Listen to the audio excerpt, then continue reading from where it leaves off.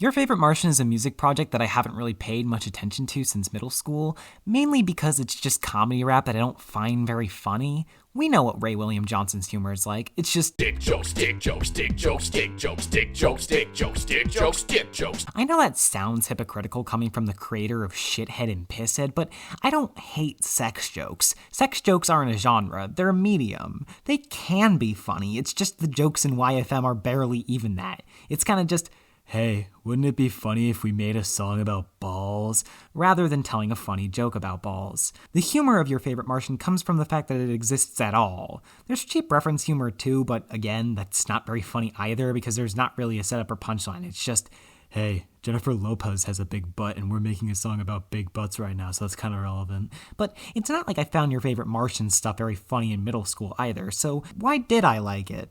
Well, I'm not really sure, but I have a good guess, and at the very least a reason why I still find charm in Your Favorite Martian today. The passion and the personality. I never really watched Ray William Johnson's, actual videos, mainly because when he was in his YouTube prime I was busy being a toddler, but essentially he was a reaction channel. Although Ray was distinctly different from modern-era reaction channels, we remember the Jax Films v. SS Sniper Wolf drama. We know the modern state of reaction YouTube. Nobody's watching SS Sniper Wolf for her insightful commentary. They're watching her to watch TikTok compilations with a little extra stimuli on the side. People watched Ray William Johnson for Ray William Johnson. I actually watched some Equals 3 for research to get a better grasp of what Ray was all about back in the day, which is the most pathetic sentence I've ever said, and I'm sure I just made a lot of you feel really fucking old. Hey son, what'd you learn in history class today? Ray William Johnson. While I think his jokes are to groan for, I couldn't help but smile. It's all in the delivery. Ray talks with such a snarky, energetic cadence. It's a true testament to how important delivery is in comedy. This translates to Ray's music too. Again, similar to how I don't think Ray William Johnson's writing is very good, I also don't think his songwriting is that good either. There are no moments where I think he reaches pop perfection or an awesome flow, but that's not the appeal. Ray William Johnson didn't care about being clever. His strategy for making art was to just pour as much passion and energy into it as he could. There's a reason why "Doing Your Mom" is such an iconic soundbite, because it's said in such a fun and satisfying way. It's so stimmy. Or "Sip Sip It on Orphan Tears."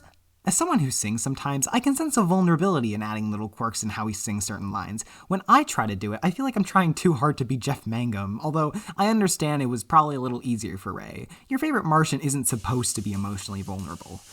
Or is it? And no, I'm not talking about fucking Alien. Even when that song does have its moments, I think there's one that does it better. Santa Hates Poor Kids is a more obscure Your Favorite Martian song, but I think it beautifully represents the appeal of Ray William Johnson's soul, specifically in the final verse of the song.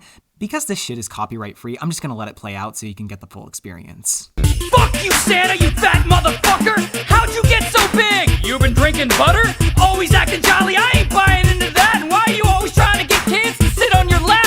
I heard you touch Scottish boys under the kilt. Hey, Fatty Claus, stop eating my cookies and milk, or I'm gonna go to the North Pole and enroll you in gym class. And next year I'm leaving diet pills and Slim Fast. You see me while I'm sleeping, you creep me out, and while you're watching me, why you gotta take your penis out? So bring it, Santa, I'm not afraid to fight, bitch. I'll whip your ass and take a shit on your nice list. I wanna take you out in the worst way. If you're a saint, why'd you steal Jesus' birthday? So keep your dumb gifts, Santa, we don't need you. And tell the Tooth Fairy she's a cheap bitch too. Ray William Johnson obviously isn't actually upset at the class disparity of Santa Claus's gifts, which makes it a true testament to the power of Ray's inflection. What Ray presents here through his voice acting is more than just crude anger. As cathartic as it may feel for Puff Puff to lambaste his oppressor, he still has to hold back tears because in order to express his true hatred, he has to recount all the way he's been systematically abused by Santa. It's this seething, boiling, yet vulnerable rage. The kind that's usually justified.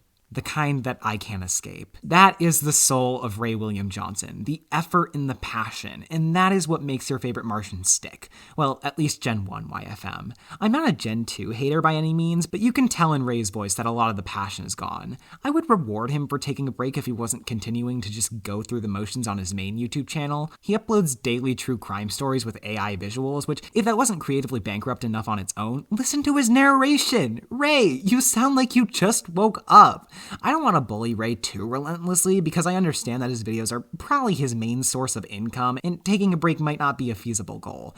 And I also know what artistic burnout feels like and how difficult it can be to get yourself out of that pit. So I guess there are 2 takeaways here. 1. If you're an artist, try to put as much passion into your work as you can. As I've hopefully proved here today, your work can be flawed, but still be deeply enjoyable as long as you let your love for your art shine through. 2. If you're Ray William Johnson, maybe try taking a break from content creation. Give yourself some time to let that creative energy come back to you, or at the very least, think about if there's anything you can do to make yourself care about your work again. I'm sure these true crime videos weren't your end goal. Do you have any big pie-in-the-sky goals like making a movie? Fucking go for it, man. You're Ray William Johnson. You've got more resources than the average person. I'm sure you can work something out. Ultimately, I just want you to be happy, and if you already are, then I'm sorry for psychoanalyzing.